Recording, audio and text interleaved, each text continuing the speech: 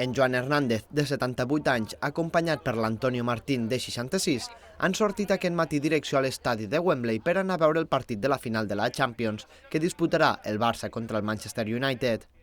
Fins aquí tot normal, però és que aquesta parella de companys recorreran els 1.500 quilòmetres que hi ha entre Lleida i Londres a bord d'un Seat 600 dels anys 70, pintat amb els colors blaugrana.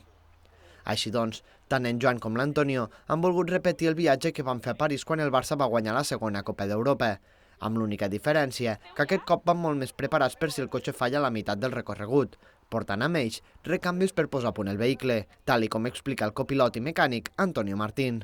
Es porta unes bugies, porta unes corretges, porta un delco sencer, un carburador, una bomba de benzina i cables delco i un embrague per si en un moment donat se trenqués.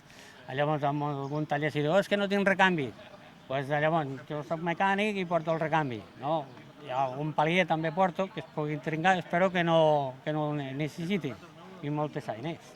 Per la seva part, en Joan explica que el que més els fa patir és la calor que està prevista per als propers dies, ja que el cotxe podria escalfar-se i, per tant, haurien de realitzar més aturades de les previstes per evitar que el motor pateixi. Perquè amb la calor el cotxe s'escalfa molt més i tindrem que fer més parades de les que tenim programades. Però, bueno, igual, quan vam anar a París, també quan vam fer turisme, potser ara no en farem tant, ja està, no? Però la calor sí, la calor és la que em preocupa. El 600 del Barça ha sortit aquest matí direcció a Barcelona, on el club blaugrana els ha fet un petit homenatge.